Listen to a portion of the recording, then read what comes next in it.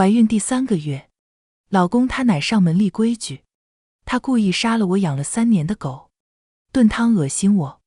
餐桌上，他得意炫耀，吃金贵狗粮长大的小畜生肉就是鲜。饭后，又让我给他养了40年的乌龟磕头认干奶奶。我听话照做，只是他不知道，认干奶奶容易，送干奶奶就难了。嘿，朋友，不管你现在是在挤地铁、等咖啡，还是刚放下手头的事想偷个闲，别着急划走。今天的一页故事，刚好能填满你这几分钟的碎片时光。喜欢我的朋友，欢迎点击订阅分享。那我们故事开始。我乃是杠精，我妈是悍妇，两人斗了一辈子，见面就掐。在两人的耳濡目染下，我小年纪便深谙婆媳之道，人见人怕，狗见狗跑。但不巧，我嫁了一户老实人，浑身招数没处施展，日子过得顺风顺水，胖了6斤。到中医院咨询减肥小秘招，一把脉才知道是怀孕。大夫说，怀孕前3个月比较重要，婆家对待我小心翼翼，生怕我磕了碰了。有个闪失，等我怀孕第3个月的时候，家里多了个老太太，甫一对视，我就知道对味儿了。万人嫌的脚家经她来了，老太太的眼神跟我奶看我妈一样的，恨不得鸡蛋里面挑骨头。平时一向开朗的婆婆脸色苍白，正跪在地上，用纸巾一寸一寸擦拭地板。通情达理的公公抖得跟个小鹌鹑，大气都不敢出，在那里给她沏茶倒水。老公呆呆地叫了一声奶，然后拽着我回房。老婆，收拾行李，咱上住几天，你正怀孕呢，不能受刺激。手机多了3000块，是公婆转的，两人的目的很明确，让我俩在外面先住着，等老公他奶什么时候回老家，我什么时候再搬回去。他这么可怕，岂止是可怕，简直是噩梦。老公简单回忆了一下老太太的黑历史。6岁那年，老太太炖了他养了2年的兔子，骗他吃肉，吃完再带他看那堆血淋淋的兔子皮。老公吓得嗷嗷哭，老太太边嗑瓜子边往他脸上吐皮。一个畜生，死就死了，至于哭成这样，一点阳刚之气都没有。在外面别说是我赵桂花的孙子，小兔崽子，你给我记住，畜生就是畜生，别说养了2年，就是20年，也是畜生，越不过你的家人。婆婆过来安慰老公，反而被老太太踹了一脚。丧门星，整天耷拉着脸教我孙子没用的，不就是死了只兔子，还想弄死我老太婆不成？那一脚下去，婆婆直接流产，是个刚成型3个月的女胎。婆婆在医院泣不成声，老太太在家里抽着旱烟，振振有词，一个赔钱货，没了就没了。至于哭成那样，公公气不过，找他理论，那是你亲孙女。老太太嘴一撇，什么亲孙女，毛都没长全，人都没生出来就敢叫我孙女，孙女怎么了？孙女就是赔钱货。那一脚下去，我帮你们省了多少钱？你不感恩戴德就算了，还在这里跟我要说法，我看你真是白眼狼。娶了媳妇忘了娘，公公气得要带着婆婆和老公走，不跟老太太过。事情被捅到村长那里，老一辈儿最重孝，公公嘴笨，不会说话，老太太舌吐莲花，颠倒黑白。这么一闹，公公一家反而成了没心没肺、忤逆犯上的不孝子孙。老太太又偏心大伯父，拿公婆的工资贴补大伯父，供他上大学，给他在城里置备了一套房产。后来大伯父娶了上司的女儿，老太太跟过去享福，这才勉强放过公婆一家。门外，老太太正在训斥公公，没良心的小畜生，你现在发达了，大房住着，豪车开着，就眼睁睁看你大哥一家吃糠咽菜。你现在是不是觉得自己很厉害，心里很得意是不是？妈，我们没有这个心思。你闭嘴，你个狐狸精，要莫你撺掇。我儿子至于不听我这个当妈的话？别以为你们背着我偷偷跑到外地，我就找不到你们在哪儿。告诉你们，跑得了和尚跑不了庙。这么多年，你欠你大哥的钱我都给你记着账呢。老太太扔下一个发黄的小本，公公捡起记账本，翻了2页。妈，我们什么时候欠大哥40多万了？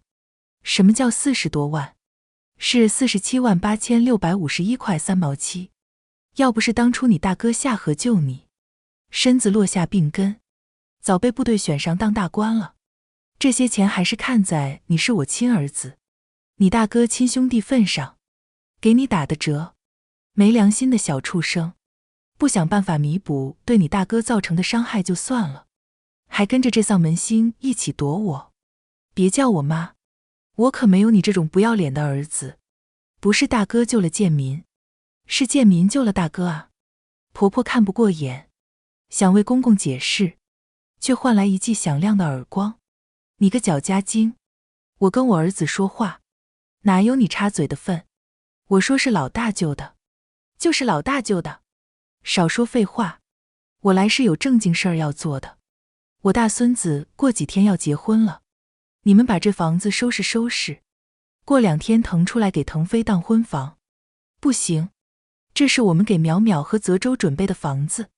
婆婆捂着红肿的脸蛋，一口回绝。你个丧门星，哪儿轮到你说话？说话间，我来到狗笼，放出了球球。球球是马犬，很护主，指哪儿打哪儿，就是太活泼，总缠着我。怀孕后，公婆就把球球放在笼子里，避免它一时冲撞了我。球球去！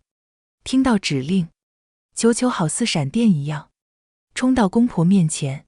在马犬的威胁下，老太太被逼跳到沙发顶，2条柴火棍一样的小腿瑟瑟发抖。你别过来，我不怕你。别咬我，你们是死人吗？还不快拦着点！救命！公婆愣在原地，我心疼地扶起婆婆。妈，您的脸肿了。泽州，你去楼下药店给咱妈买点消炎药。听到我的声音，球球欢快地凑到我身边，蹭啊蹭。好狗！我奖励地揉了球球的脑袋。老太太见状，很快反应过来，指着我鼻子怒骂：好啊，你个小贱蹄子，只会这条狼狗虐待老人是吧？老老实实把这条狗给我宰了，跪在我面前磕头认错，不然我让我孙子跟你离婚，我看你这个被人用烂的二手货该怎么办？妈，淼淼和小周的感情很好，不可能离婚。婆婆替我说话，又被老太太瞪了一眼。我拍了拍球球的屁股，嗷嗷嗷。这一回，球球不仅冲老太太叫，还往她身上扑，而我根本没有叫停的架势。一来一回间，老太太两眼一闭，昏倒过去。她昏倒后，婆婆又给我转了几万块钱。淼淼，赶紧跟小周出去躲一躲，你用球球帮了爸妈，爸妈永远记得这份情。但老太太不是好相与的主，等她醒了，说不准要想什么法子为难你。是啊，淼淼，你肚子里还有孩子，医生说了，情绪波动不能太大，天塌下来有爸妈呢，你就当和小周度蜜月了。爸妈，你们说的这是什么话？老太太不好相与，我也不是什么善茬啊。至于孩子的事儿，不用担心，这点小风浪他都受不了，还有什么资格当我林淼的崽？晚上做好饭，老太太悠悠转醒，餐桌上，她故意找事，肉炖得这么老，是想个坏我的牙吗？不知道我不吃海鲜吗？还故意做熏鱼，现在生活水准好了，开始浪费粮食了是吧？4口人做8个菜。他说着就要把我面前的牛肉和熏鱼放进冰箱。放下，我叫你放下，没听见吗？好说好话你不听是吧？求求，上！在犬吠声中，老太太恨恨地放下碗筷。我歪头看她，咸肉老个牙就喝粥，知道喂食魔长寿老人长寿吗？老公弱弱接茬，因为他们爱喝小米粥，小米粥能养生。不对，因为他们聪明，知道什么人不能惹。我看向老太太，奶，您是聪明人，对吗？老太太不说话，只是瞪着我。求求，对，对，对，嗷嗷嗷，你有病吧？我都说对了，你还让你的狗咬我。松松脚，你踩着它玩具了。有球球在，老太太晚上不敢再作妖。晚上睡觉时，老公搂着我的腰，眼泪打湿我肩膀，哭得像个小孩。淼淼，你怎么才来啊？呜，我要是早点认识你该多好啊！嘤嘤嘤，老婆我爱你，一夜好梦。早上起来，老公给球球喂饭，找了一圈，都没看见球球的影子。他眼圈发红地看着我，怎么办啊？老婆，球球不见了。说着，他突然想到什么，跑到厨房，发现那里有一滩血，垃圾桶还有几缕黑色的毛，跟球球身上的一样。老公怒气冲冲地找到老太太，跟她对峙。你说，球球是不是被你杀了？小畜生，怎么跟你奶说话的？有没有点天理？我一大早给你们做饭，还做出毛病来了。就是你，当初你就炖了我的兔子。穆建民，你给我管管你儿子，20好几的人了，一点教养都没有。这魔跟长辈大呼小叫的。公公被喊出来，婆婆跟在后面。老太太一把抓住婆婆，你说，你比我起得早，你看见我杀狗了吗？没有。婆婆泪眼婆娑，算了，多带点事儿，吃完饭再找就是了，反正不会丢。就是，还是孙媳妇懂事。餐桌上，老太太给我盛了一碗肉汤。孙媳妇，还是你明事理，不像这几个，一点人事不懂。畜生就是畜生，别说养了2、3年，就是几十年，还有人重要不成？您说的对，凡事都有命数，你也别怪我老婆子说话难听。这球球要是被人杀了吃肉，也是他的造化，不怪别的，只怪他前世造了太多孽，或者说养他的主人造了太多孽。孙媳妇，你说我讲的对不？我点头，奶讲的自然有理。他满意的点头，直到看见我喝下整碗汤，才脸色一变，笑嘻嘻问我，这汤味道不错吧？很鲜。那是，吃金贵狗粮长大的小畜生肉可不鲜吗？老公气得把碗扣在地上，我就知道，是你干的。小兔崽子，你给我闭嘴，轮得到你讲话。皮痒痒，欠抽了是吧？说完老公，又来教训我。还有你，人仗狗似的东西。老婆子，我给你几分薄面，还真以为我怕你了。没有那条马犬，你算个什么东西？撒泡尿照照镜子，一脸克夫相，也就是这个墨眼立现的能要你。他越说越得意，给我立了好几条规矩，说到兴起时，还叫我给他养了40年的乌龟当孙女。这乌龟我养了40年，都能当你奶了，认你当孙女是给你脸，别不识抬举。我点头称是，只是他找了半天，也没找到那只40年的老龟。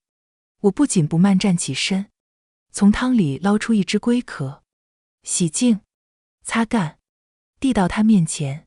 呀，奶，您说的干奶奶，不会是这只吧？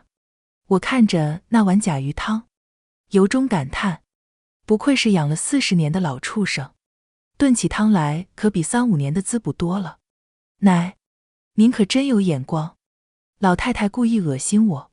方才吃饭时，就她吃的最多，吃得满嘴流油，见我不吃，还在那里说我没眼光，不识抬举。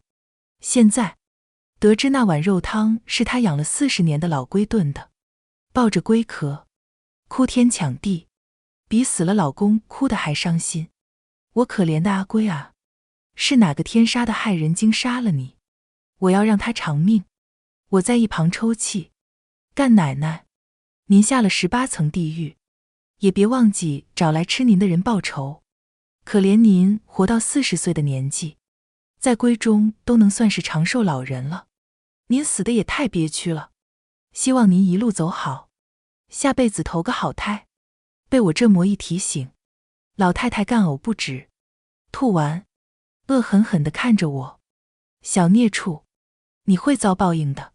奶，您这是说的哪里话？您不是跟小周说过主人德性不够，才护不住宠物吗？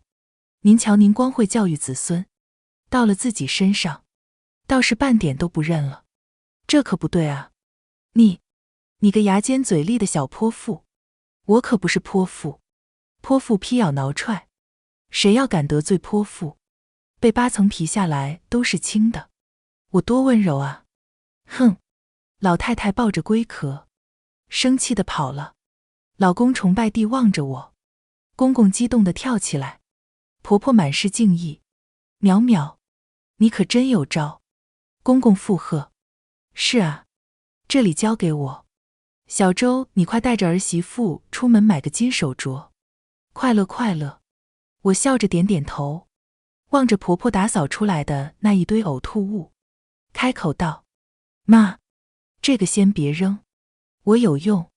你过来，我跟你说。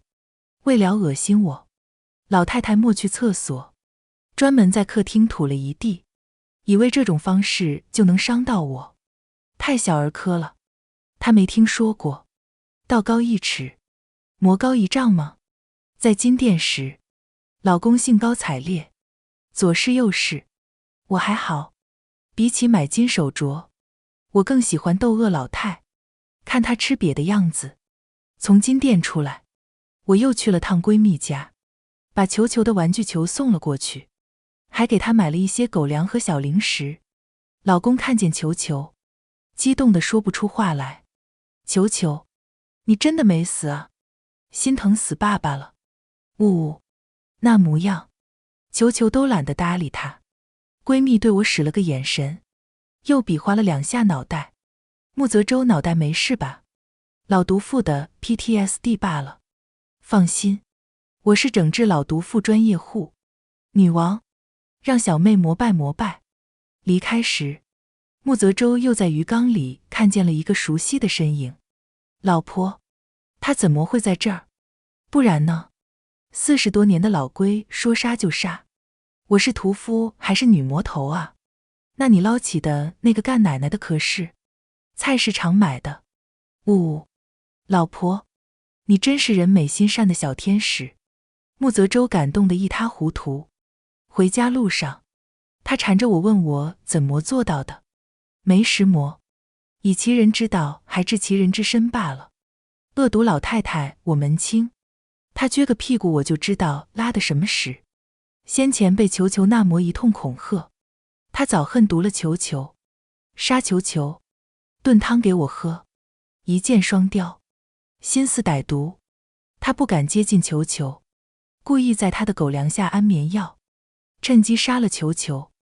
但他不知道，球球被我训练过，下了药的狗粮他不会碰，而我趁他不注意，在他要的安神汤里下了药，让人恍恍惚惚，一觉到天亮，又在他手上抹了血，在垃圾桶扔了狗毛。老年人记性差，精神状态一般，他睡住的时候，我就在他耳边假装球球索命。醒来后，恍恍惚惚，被我那魔一表演，他当真以为把球球杀了，得意洋洋。炖肉汤这种事，有婆婆在，老太太才不会亲力亲为，所以她只看到了血块，不知道那盆里装的是什么肉。毕竟，在我之前，没人敢这样挑衅她的权威。我不会跟穆泽州交代事情细节，只是摸着她的脑袋，安慰她：放心，有我在，不会让你重蹈童年阴影。对付这种歹毒的老太太，我最专业了。穆泽州很听话，没有追问太多，只是像个小狗一样在我怀里哼哼唧唧地哭。呜，老婆，早点认识你就好了。天杀的老天爷，怎么不把老婆早点送到我身边？吐槽抱怨到最后，他攥着我的手，满是心疼。老婆，你一定也是受了很多苦，才走到现在的，好心疼你。我低下头，肩头微耸，忍住吃奶的力气，才没笑出声，却被穆泽州误会成心酸的哽咽。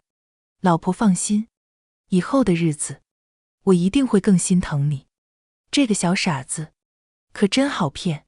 嘿嘿，我怎么可能吃苦？姐从小嘴巴甜会来事，脑袋转得灵光。就算我妈和我奶斗得要死要活，但两个人对我都很好，争抢着比着谁在我心中更重要。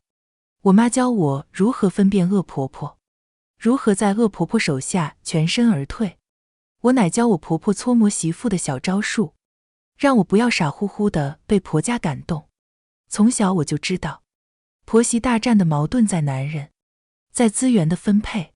我知道如何以最小的损失换取最大的收益，如何不撕破脸，让对方无路可走。遇到我，也算是老太太作恶多端了。回到家，我把先前为老太太准备好的大礼放在她的床头柜，又溜出房间。很快，老太太中招了，她满手脏鱼的跑过来，发疯：谁？到底是谁把那堆垃圾放在我面前的？我纠正她：奶，那不是垃圾，是你吐出来的干奶奶啊，你忘了吗？好啊，你个小蹄子，有招没处使了是不是？把那一堆放我身边安的什么心？她说着说着，有些干呕，一张嘴就要吐在客厅。我捏住她嘴巴：奶，当心干奶奶又回来找你。老太太气得跳脚，灰溜溜地回到厕所，抱着马桶吐了半天。等吐到胃里实在没东西了，又出来跟我对峙。小莫良心的，敢欺负老太太也不怕天打雷劈。奶，你说的是什么话？这可是干奶奶给我托梦，我按照她的指示才敢把她放回您身边的，不然我一个小辈儿，怎么敢冒犯您啊？还托梦？你就演吧，要是真能托梦，怎么不托给我？奶，你忘了吗？您说的，干奶奶是您养了40年的神龟，灵性足，知道谁对她好，自然也清楚谁身上孽债多。不给您托梦，是您身上煞气太重，怕给您托梦后被煞气冲撞，被您身上的冤亲债主影响，轻则血光之灾，断手断脚，重则家破人亡，断子绝孙啊！而且和您关系越亲近，受到的孽报越重。胡说八道，看我不撕烂你的嘴！老太太气血上涌，就要冲过来打我。老公连忙把我护在身后。奶，淼淼还怀着孩子呢，怀就怀呗，正好把孩子打掉，让我看看她说的托梦是真是假。老太太眼神阴毒，恶狠狠盯着我肚子不放。要是眼神能杀死人，我现在应该被她凌迟了。对付这种老太太，就要往她心尖上捅刀子。老公，你让奶来，反正干奶奶说了，认了这门前亲，就受她庇佑。谁要是敢伤我，她在天之灵，就不会放过谁。不信你就让奶试试。淼淼，公公和婆婆惊呼出声，我给了他们2个安抚的眼神。爸妈不用担心，反正干奶奶说了，报应会出在奶最在意的人身上。就算出事，也是大伯父一家，咱们家可是一心向善的福报之家。你个小蹄子，敢咒我，看我不撕烂你的嘴！一听到大伯父，老太太当场炸了，就要冲过来打我。关键时刻，她手机响了，老太太脸上原本不耐烦的神色突然变成了惊恐。什么？你说什么？再说一遍！在三重负后，老太太跌坐在地，嘴里喃喃不停：腾飞，腾飞他出车祸了！建民，你快送我去市一中！老公愣在原地，震惊地捂住嘴巴，断腿断脚。老婆，这是不是就是干奶奶说的血光之灾？婆婆无奈地望向她，又瞅了眼老太太。小周，别瞎说，怎么能是瞎说呢？要不是干奶奶显灵，要不是奶要对我老婆动手，堂哥怎么会出车祸？公公畏难地看了眼老太太，你这孩子，我轻咳两声，现在最重要的是送奶去医院探望堂哥，其他的都次要。人越老越迷信，特别涉及到生死的时候。去的路上，老太太态度大转变，抓着我的手问个不停：孙媳妇，你说的托梦真莫骗奶？我闭目沉思，老公小嘴巴巴个不停：那还有假？还好奶你莫对淼淼出手，这要是出手，堂哥伤到哪儿就不好说了。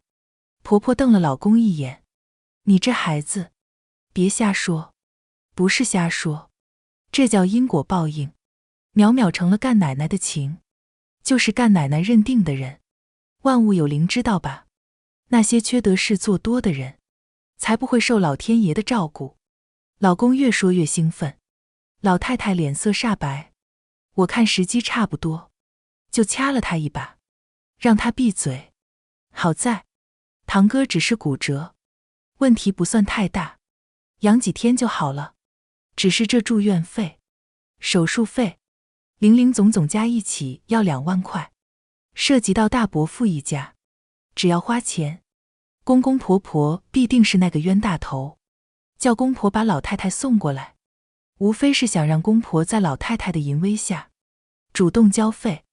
医院走廊里，大伯母哭天抢地，攥着婆婆的手：翠芬啊，你可是腾飞她亲婶，现在腾飞躺在手术室里受罪，你们可不能不管。大伯母，你怎么这么偏心啊？上次堂嫂搬家，拿我们家泽州当农民工时，她搬行李拐伤了脚，也没限你和伯父管管啊。怎么堂哥出事了就要让我妈负责？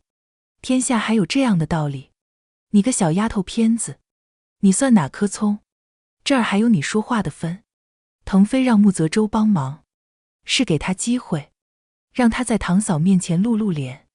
谁叫他福分薄，搬个行李还能伤到脚，不就崴个脚，又不是残废了，非要找腾飞要说法。要不是你们太小家子气，燕子能和我们腾飞分手吗？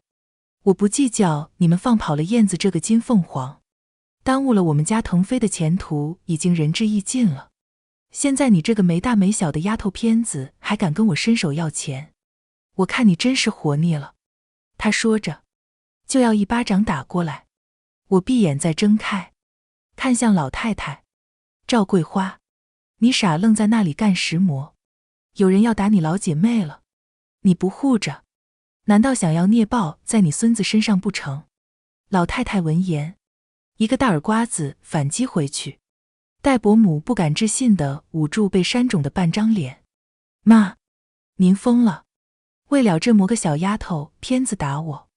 赵桂花，有人这么羞辱你老姐妹，你能忍我可忍不了。啪一声，又是一个大耳刮子。接下来只要大伯母骂骂咧咧一句，就是一个大耳刮子，抽得她眼冒金星。老公一家眼神里都是激动。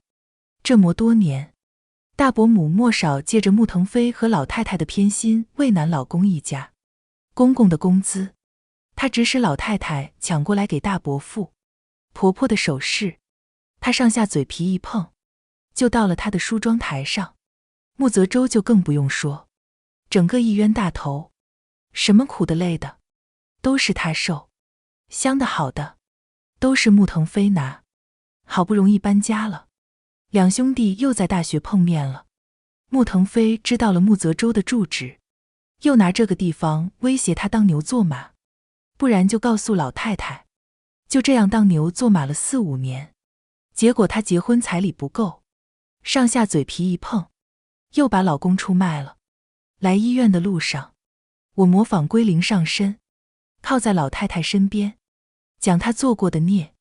我奶的父业是村里神婆，小时候我就躲在她算命的桌子下面，耳濡目染，学到不少。老人们嘴上说她是骗子，却又怕这种精啊怪的，编点那些造孽的事，含糊其辞一碰，只要有个七七八八，对方就信得不行。最常见的事就是溺死女婴。老太太本来只是有点小信，这一来二去，听我这么一遍，等下了车，对我深信不疑。不多时，大伯父来了，大伯母扑在他怀里委屈的控诉，老太太就把归零报应的事都交代得清清楚楚。老太太虽然信，可大伯父却不一样，他开口就怒斥：封建迷信，你个小丫头敢搞这一套，信不信我报警抓你？说你宣扬封建迷信。他目光如炬，紧盯着我不放。老太太想说些什么，可说到底，大伯父才是他的命根子。老公紧张地咽了咽口水，公公讨好地递了根烟。大哥，你别激动，淼淼是在跟嫂子开玩笑。开玩笑？开玩笑能把人脸打成这样？我看他也是个祸害。这跟我老婆有什么关系？还不是大伯母先动的手。再说了，又不是淼淼打的，是奶保护她老姐妹。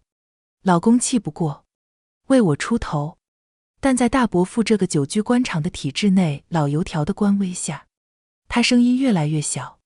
大伯父耍够了威风，指着我训斥起公婆：娶妻当娶贤，你看看你家娶的那叫什么东西？说出去不怕让人笑话，丢了我的脸面。等他生下孩子，给他几千块钱，就让他卷铺盖走人。我穆家要不了这样的儿媳妇。被大伯父这么一说，老太太也开始动摇。好啊，你骗我！她冲上前，掐住我的脖子，而我顺势倒地。老公吓得冲上来，一把将老太太拨开。淼淼要是有个好歹，我就和你们拼命。你敢这样和老子说话，我看你是讨打。戴伯父说着，抬腿就踢过来，结果被眼疾脚快的公公踹飞。他一个趔趄，差点摔了个狗吃屎，闹出的动静不小，招来了护士。安静，都安静。走廊获得了短暂的安宁。没消停多久，大伯父又走过来，伸了伸手。今天我就不追究你们在医院闹事的后果了。言外之意，用钱平事。大哥，腾飞住院，我们也很伤心，但是腾飞出事，不是我们造成的。做叔叔的心疼小辈儿，不差那几千块钱，只是淼淼被这么一闹，冲撞了胎气，您是不是能给他道个歉呢？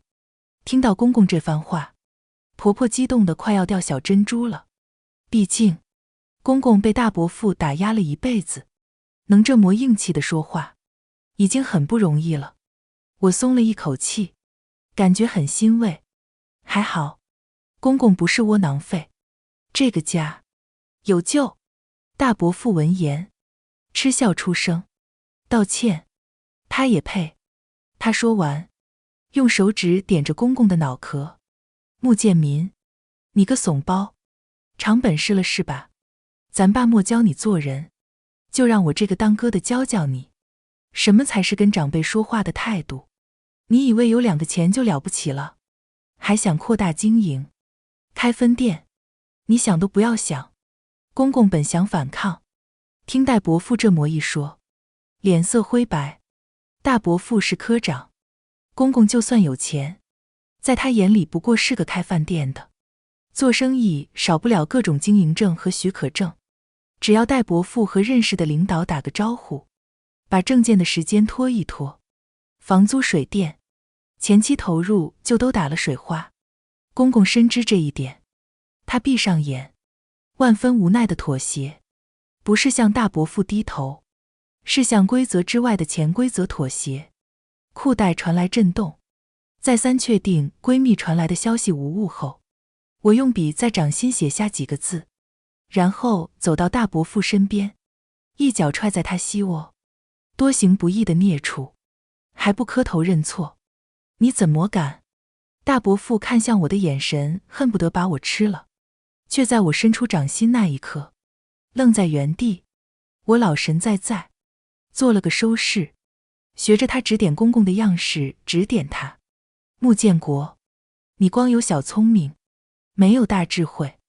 需要知道，这世界上的事儿不能都用科学来解释，是不是让我把你的那些糗事都说出来，你才会相信我的身份？大伯母一脸恨恨，小狐狸精，还给你演爽了，毛都莫长齐，学人家装大师。老公，你快好好教训一下他。闭嘴，头发长见识短的蠢货，你懂什么？可惜大伯母并没有等来大伯父的出头，只等到了一顿劈头盖脸的责骂。你身上孽债太多，欠穆建民一家的太多，难不成还需要我提醒你怎么做吗？我伸出掌心，向他比划，掌心上写着简单的2个字：林平。大伯父不情愿地别开头，我不急，又用嘴型比划出了另一个名字：周主任。林平是周主任的小情人，在出差时跟大伯父勾搭上了。好巧不巧，闺蜜跟林平是一个科室的。当时我只当八卦听，没想到真让我用上了。在闺蜜打听清楚后，用来炸大伯父这个老王八。他果然害怕了。现在是平直的关键期，大伯父自然不想这个时候出事儿，毕竟是公共场合，我不会把人往死里逼，以免狗急跳墙。只嘱咐他，人不能太贪，特别是贪心那些不属于你的东西，不然老天爷看不过眼。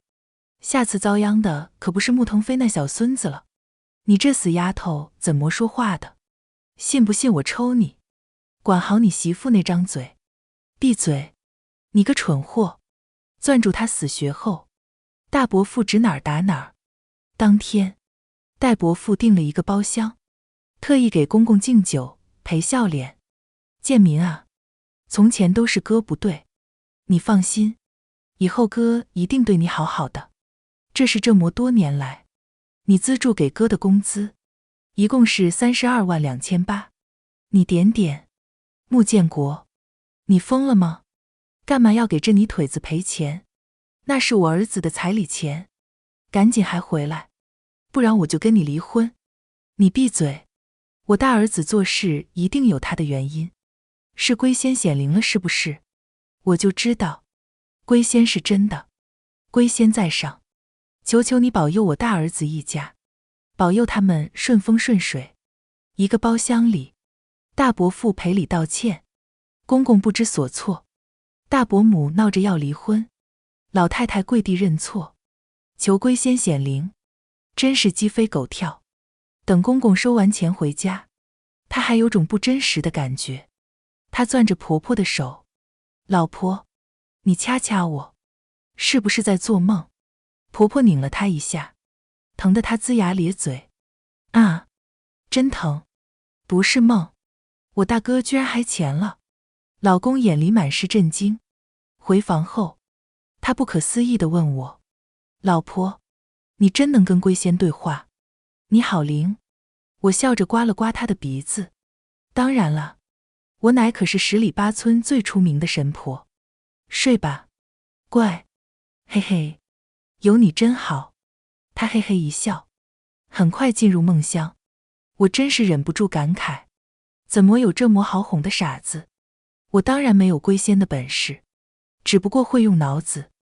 穆腾飞最喜欢飙车撩妹，技术却马马虎虎。我不过换了个擦边周边女的小号，去撩拨他2句，让他去南湾车道上开一圈。他要是成功跑下来，就陪他1周，不要钱。他小头支配大头，想都不想就去了。南湾车道又叫鬼路，黑夜路灯少，不知道多少号称赛车高手的挑战者都出过事。穆腾飞那个小菜鸟出事再正常不过了。1个月后，西大伯母得知被劈腿后，和他大打出手，伤到了他的子孙根。穆腾飞在劝架时，被暴怒的大伯父踹飞，脑袋磕到茶几，伤到后脑，成了植物人。至于老太太，被这一连串后果吓成了失心疯，整天抱着个龟壳，傻兮兮笑。我再也不作孽了，我错了，我真得错了。归零，饶过我吧。对此，公婆一家只是感慨：人在做，天在看。天作孽，有可恕；自作孽，不可活。老公傻兮兮地从闺蜜家接走了那只40年老龟。归零，归零，我喂你吃肉，你可千万要保佑我们一家哦。闺蜜知道后，非常担心地给我打电话：淼淼，你家孩子智商不会随了穆泽州那个大傻子吧？话又说回来，穆泽州天天对着老龟说胡话。那天晚上散步，他非要去彩票站，结果随手买的1张彩票居然中了500万，而我们一家也搬进了新房子。这可真是傻人有傻福，或者说积善之家必有余庆吧。希望善良的人都能被老天庇佑，身体健康，家庭和睦。如果你喜欢今天的故事，不妨把它分享给身边的人，让一份小温暖变成2份、3份。下一期一夜故事，我们还会带来新的一夜惊喜，可能是关于梦想，关于陪伴，也可能是关于不期而遇的感动。记得准时来赴约，咱们下期不见不散。